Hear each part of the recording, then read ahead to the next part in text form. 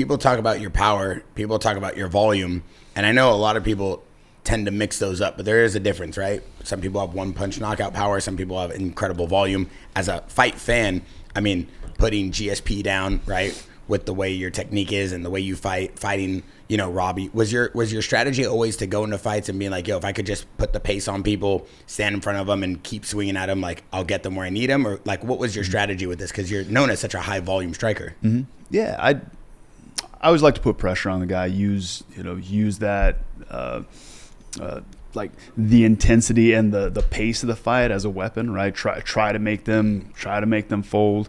I always felt like I had great conditioning coming into fights, and I tried to use that as a weapon, right? Everybody's fucking great until they get tired. Being tired is the word. I've never worried about not being strong enough. I've never worried about anything else.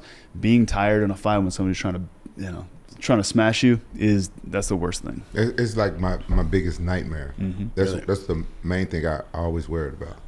Just the pace of someone? No, not the pace. I don't give me fatigue, gassing out. It can happen because of the pace they put on you, or you just going into the fight? No, in general. In general, because sometimes you can, like, say you hurt somebody and you want to go, you can punch yourself out and stuff like that, or you get an injury and then in camp and you're still going to fight and you just can't like get your cardio. It's just mental as well. It's like the worst part. Sure. But even for a guy like you know, like Kevin Randleman, for example, strong guy, right? Incredible strength, incredible power. Are you more gassed out because every time you're going in to stop him from, double legging or something, that you're putting extra power into and then you're, instead of using technique, so it forces you to gas out faster? You know, the crazy thing about that fight was that was my first time in my career hiring a nutritionist. And I had this lady, her name is Dawn. She was a bodybuilder, and she lives here in Newport. And I showed her who I was fighting. She didn't know much about MMA. And she was like, no disrespect to Kevin Randleman, R.I.P. She was like, oh, this guy's on steroids, because she knew about it. She probably was on it too. And she was like, you gonna do steroids? She was like, no, I don't do that shit.